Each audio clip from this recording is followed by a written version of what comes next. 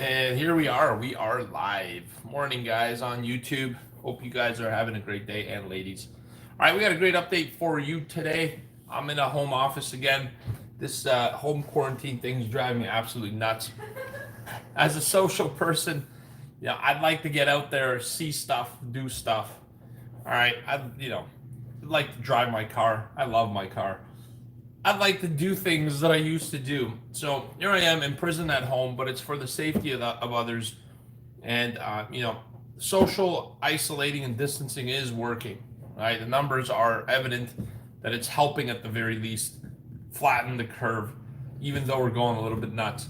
Got to tell you guys, though, mental health is still important. So if you guys ever want to talk to somebody, you got everyone in the community, and we're all in this together. Me with exactly right, some family time. The positive here is that we get some family time together. I have a question for you guys that I'd like you to answer on YouTube in the comment section, if you don't mind, before we start today. We got a pretty full update, so we'll get rolling.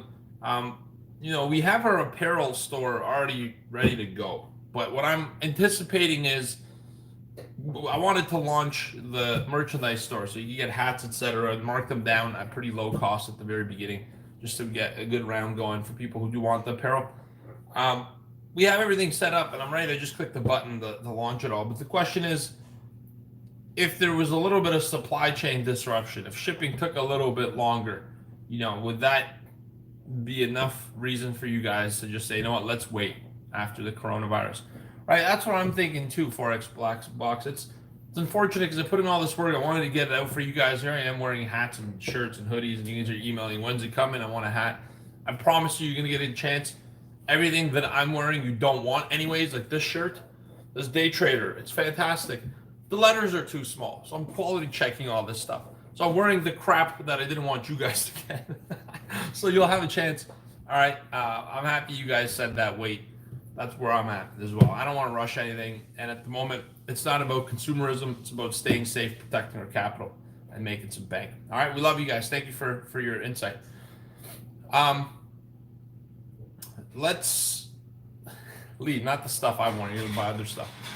All right, let's go. U.S. reports 500 plus casualties today, or yesterday rather, which is the deadliest day yet. And it confirms the largest jump in new COVID-19 cases. And so you're going to say, George, why the heck would you put the title of this YouTube then as COVID-19 slowing down? Question mark. First of all, it's a question. It wasn't a statement. Second of all, World Health Organization is saying that the outbreak in Italy and Spain may have peaked, all right, and that numbers in the U.S. are likely to continue to get worse, even though the rise in confirmed cases in New York is starting to slow down. If you think about other countries like Italy, Spain, Europe got this a lot before the United States. All right, so the curve started to balloon out much before it. So we're kind of U.S. and North America is tracking in the footsteps, and I think that it's hopeful that the end is, or at the least the peaking is coming into play here. The weather is warming up in Toronto, which means it's warming up everywhere else in the world. This is it's cold here. All right, we're hitting double-digit temperature, and I think as it increases, we're going to see if this theory is right. If warmer weather will help kind of keep this thing at bay. So, let's not get too worried about it, but the WHO is saying that we are seeing some slowdown in cases in places that were the hardest hit. And, the next week and a half, super important that we isolate and we, keep the danger out of people who, to be perfectly honest with you, need to avoid it the most. People with immune problems, with health issues, and older people who, more wise people, let's call them, all right? So the slowdown in economic activity that the coronavirus has caused is going to be the most lasting damage, other than the fatalities, which is the most unfortunate part. Goldman Sachs revised their forecast for second quarter U.S. growth much lower. All right, they've dropped it to an annualized minus 34%, with an expectation of unemployment soaring to 15%. All right, economists and Goldman Sachs still seeing this as a short-term hit. They're not saying we're going to go in for a depression for 10 years. But they are seeing a Q3 recovery, which means the next couple weeks, couple months is pretty much a write-off. It's a transition period. We can't expect too much for the economic data, but we are expecting a later on in the year recovery. All right. Different countries are handling this different, by the way. Sweden isn't doing anything about it. There are people running around in Sweden saying, we're going to be good. That's an experiment. We'll see. Maybe in a couple of weeks' time, it'll turn out that that was the best course of action. Maybe we're causing undue damage to the economy. And maybe Sweden's going to have record number of cases, and it's going to delay the rest of the world's exit from this whole situation. Because when they lock down, all right, for travel, etc., one person's all it takes. One person is all it took for this whole virus. If you ever think that you can't affect change in the world, think about this. It took one person to spread this whole thing to hundreds of thousands of people worldwide. All right. And so it's interesting, but that's what, different people are handling this differently. And it looks like the growth rate in countries that have had the biggest exponential growth rate so far is slowing down. Doesn't mean there's no cases, it means it's slowing down. All right. Some people are saying unemployment rate could top 30%, which is, I think, very extreme. I don't think that's the base case here. There's a little bit of fear mongering, in my personal opinion. I don't think we get to 30%.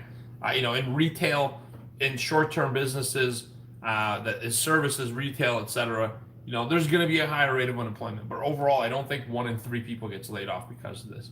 Yeah, Webcoin, that's what I'm thinking too. Phase 4 government relief bill, there's talks out there that there's going to be a bill from the government to provide even more stimulus into the markets. All right, here's what I got to ask. What could they possibly throw at the market? They already have it between the Fed and the government. Well, what they could do is extend some of the benefits offered. They could come up with new ones to plug some of the shortcomings, all right, and to assist the virus recovery a little bit more. But at the end of the day, I think this fourth bill, it's way too early for it. I think the markets have temporarily stabilized, and I think we need to wait for it. I think it's becoming more of a political move than it is anything else, and I think that's dangerous. All right, at a time like this, politics is not top of mind. It's the recovery of all people. All right, I think politics should never be top of mind, but I'm not a politics-driven person. I don't get too. I think that not. Anyways, I don't want to give you my political view. My political view is that politics is ridiculous, but that's a bad political view for some people. All right, so did phase 4 become a political weapon or tool? I don't know. Senate Majority Leader Mitch McConnell says they need to wait and see if additional bill is needed. I agree with him. I think it's way too early. Overnight, we have some pretty good news from China. PMI, Purchasing Manufacturers Index, skyrockets higher in China. All right, almost questionably higher until you know what the PMI is. All right, when you read the PMI data, Chinese manufacturing PMI for March shot up to 52 versus 35.7 prior. All right, non-manufacturing PMI shoots up to 52.3 from 29.6 prior. All right, and composite PMI up to 53 from 28.9. After the weakest numbers ever, China gets the strongest recovery ever. Here's the question. Either this data is kind of constructed on a spreadsheet, if you know what I mean, or what's happening is these purchasing managers have been told, listen, we got to get some recovery going. You better give the kind of response the government's looking for in this result. All right, it's either been influence behind the scene or the Excel spreadsheet has been changed, if you know what I'm saying. Because the way the study is done is purchasing managers, people who buy for businesses, buyers, purchasers, are asked the question, will it be better, worse, or the same? And if it's better, if more than 50% say it's considered economic expansion. All right, but this has no bearing on anything. This is just you saying, I think it's going to be better in the future. They're going to be buying more stuff. Doesn't mean you got to do it. It ain't binding. Interesting stats coming out of China. Definitely caught the market a little bit off guard. Very impressive rebound. But trust only half of what you hear and nothing what you see from China. The saying I was going for. I butchered it. I didn't write it in notes. I should write everything I'm going to say in notes. In today's markets, Japan's down 1%, Hong Kong up 1.9, China was up 0.1, India up 3.5. In Europe at midday, London up 1.7, Paris up 1.1, Frankfurt up 2.3%. So we did have a rally, and then it was all but erased, and now we are rallying back upwards, slightly below yesterday's close, still in the S&P 500 market. All right, crude oil is up 6%. Yesterday, I got a chance to buy some USO calls under $20. We just had to. I'm writing an interesting email I'm going to send everybody on should we buy crude oil right now. The answer is not 100% yes. There are some risk factors. I'm going to talk about it in the email. If you're on our email list, you're going to get that email at some point today. I'm putting together a nice little study for you guys that you're going to enjoy. A lot of factors are being looked at that people aren't talking about in this crude market. Gold's down 1.5%. Bitcoin's up 3.5 and now losing some of those gains. Today we have some important data. Chicago PMI, Producer Manufacturing Index, at 9:45. All right, and top of the hour, consumer confidence. Both those are very important for the market. Expect some volatility 15 minutes after the open, then at top of the hour, we get to see some action back and forth. Overnight, we've sold off the rallies, and I think today in the morning, early on, the bears or the sellers are going to test this market by sending in some orders, see how they're absorbed. And if we can't go down in the morning, I think a transition and a return back to the upside, the rebound will probably continue. I'm pegging around 2,700 as the rebound ultimately. And remember, there's some really big reports coming midweek and end week. Tomorrow we have the ADP non-farm numbers. Thursday we have unemployment claims, and Friday morning we have the non-farm payrolls, the private jobs report for the month of February, or the month of March rather, which is going to be very important. All right, last time we had initial claims of 3.2 million, means that many people filed for unemployment. Traders, market participants, portfolio managers, everyone who's now staying at home and also becoming a trader / investor as a side hustle when they're actually on Zoom in their shorts for their job is going to be watching this. There's going to be a lot of attention on it, is what I'm trying to tell you. All right. By the way, if you're doing Zoom conference calls, remember the camera could be set in the meeting that it's automatically on.